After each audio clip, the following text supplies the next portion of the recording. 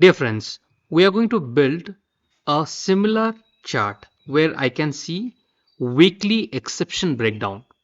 So your exceptions are generally two types, application exception and business exception. And I would like to create a chart which can show me weekly exception breakdown, something like this. So how to do that? Let's see in this video. For this, I will go to my dashboard, let it load, give it a few minutes.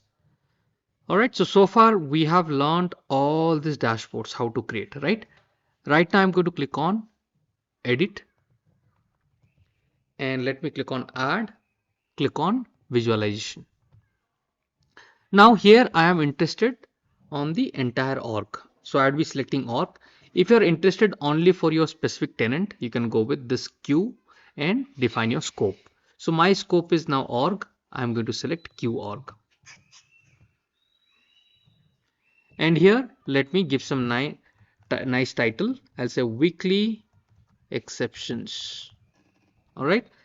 Now, when you are building a dashboard, most important part is if you are aware of the fields of the data or not.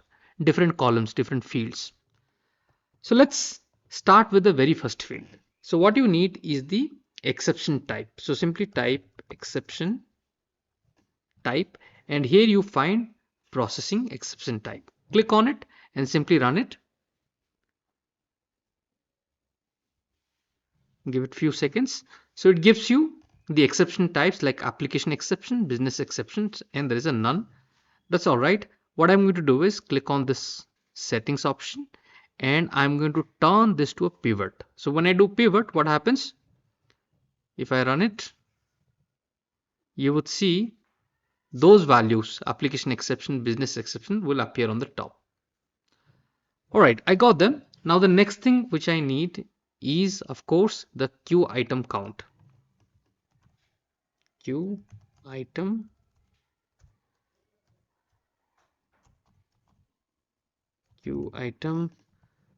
count. So this one I need, and one more thing I need is end processing date.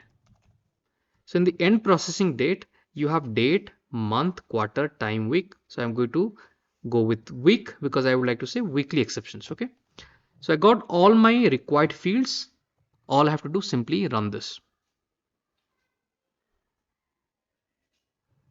Now if I do this, you can see for different weeks, it shows me all the set of data, how many business exceptions has occurred, how many application exceptions has occurred, right? It gives me a specific amount of data.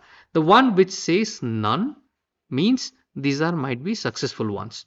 So what I will do, I'll apply some filter. I will say exception type, and here I'm going to select or instead of exception type, I might select, let's say, the status, processing status, and here I'll simply say failed, and I'm going to run it. So by doing that, this none should disappear from my list. You can see now I have got application exception and business exception. Clear? Now it looks pretty good. Now all I would do, simply save this, and in case you would like to get a stacked one, click on edit and click on stacked, and now run it once again, and you can save it. So this way you can see I am getting a weekly exception report, something like this. Now if you click on this, it will be interactive one. Simply save it. For example, I would like to know okay, what are these application exceptions that I have got? What are this business exception that I have received? All I will do, simply click on this business exceptions.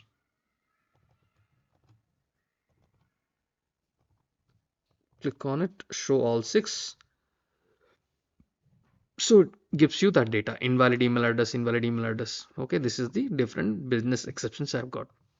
Now I'm interested, what are this application exceptions? So simply click on it, show all. It gives you that specific reasons.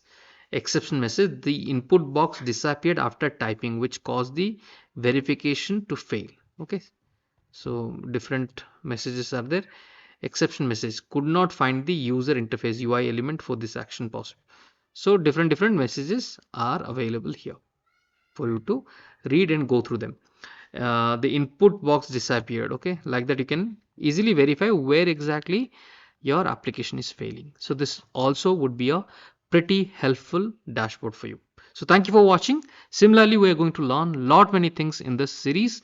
So please do continue to watch and give it a like and do comment in the video comment section. Thank you guys for watching. Let's meet once again in our next video. Till then, take care.